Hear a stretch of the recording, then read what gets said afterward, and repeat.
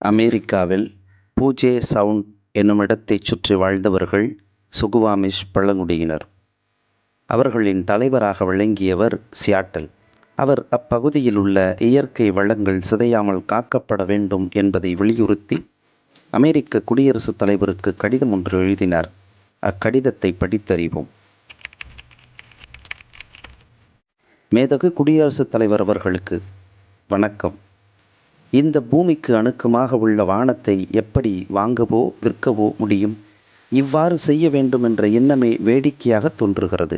காற்றின் தூய்மையும் நீரின் உயர்வும் யாருக்கும் சொந்தமானவை அல்ல. அப்படி இருக்கையில் நீங்கள் அவற்றை எவ்வாறு விலை கொடுத்து வாங்க முடியும்? இந்த பூமியின் ஒவ்வொரு துகளும் எம் மக்களுக்கு புனிதமானதாகும்.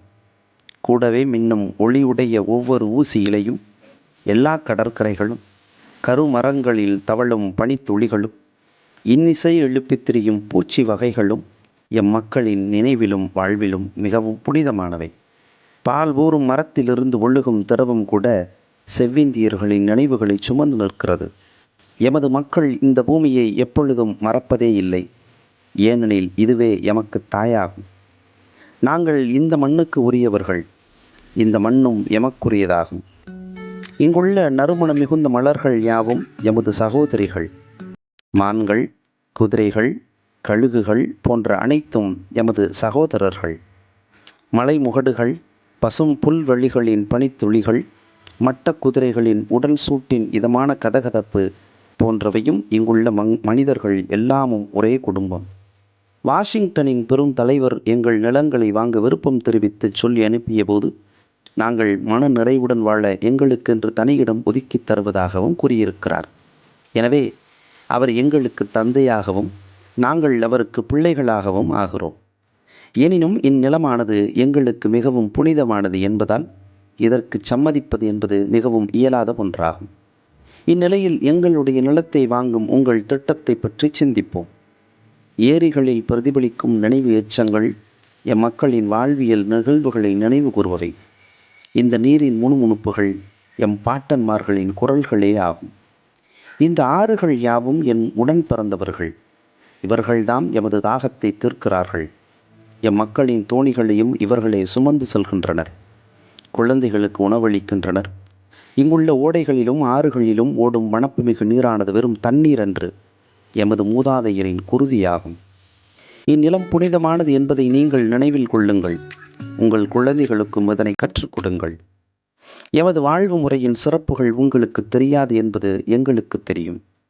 ஒரு குறிப்பிட்ட நிலப்பகுதியும் அதற்கு அடுத்துள்ள நிலப்பகுதியும் உங்களுக்கு ஒன்றுதான். நீங்கள் அயலவர்கள்.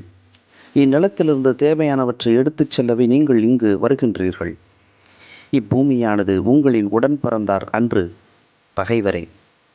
இதனை வென்று கையகப்படுத்திய பின் நீங்கள் வேறு இடத்திற்கு நகர்ந்து விடுவீர்கள். நீங்கள் உங்கள் தந்தையர்களின் இடுகாடுகளை கூட மறந்துவிட்டு வெகு தூரம் சென்று விடுவீர்கள். பிறப்பு உரிமைக்குரிய சொந்த மண்ணையும் கூட நீங்கள் மறந்து விடுவீர்கள். நிலத்தை வாங்குவதும் விற்பதும் உங்களுக்கு ஆடுகள் அல்லது மணிகள் விற்பது போன்றவை.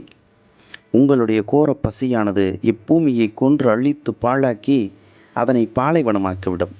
ஆனால் நாங்கள் பூமியை தாயாகவும் வானத்தை தந்தையாகவும் கருதக்கூடியவர்கள்.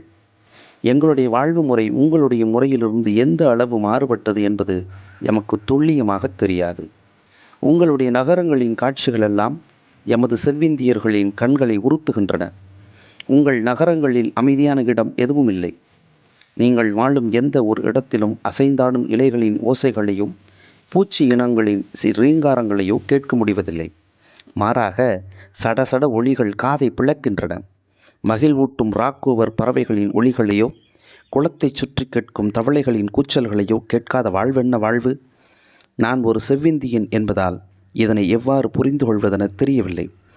எம் மக்கள் யாவரும் அமைதியான குளத்தின் முகத்தை முகந்து வரும் தென்றலின் இன்னோசையையும், நடுப்பகலில் பெய்யும் மழையால் எழும் மண் வாசனையையும், தேவதாறு மரத்திலிருந்து பறக்கும் இலைகளின் மணத்தையும் நுகர்வதை விரும்புபவர்கள்.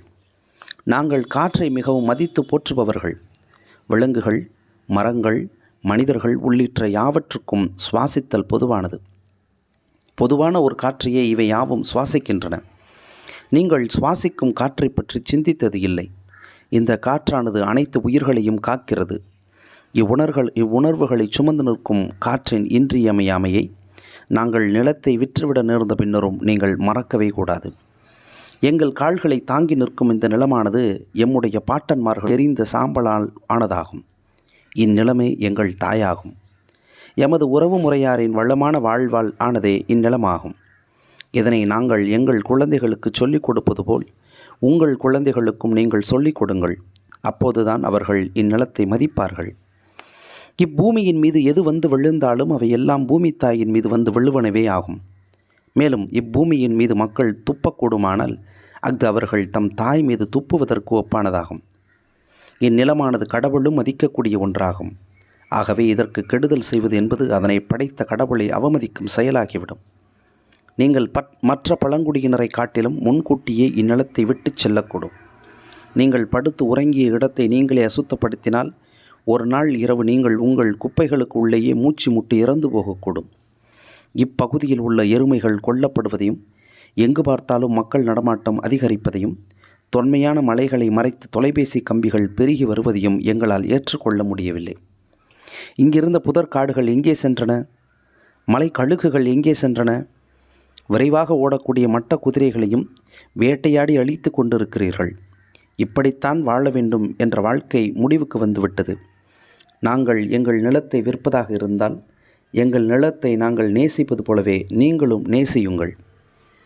நாங்கள் எப்படி காப்பாற்றி வைத்திருந்தோமோ அப்படியே காப்பாற்றுங்கள்.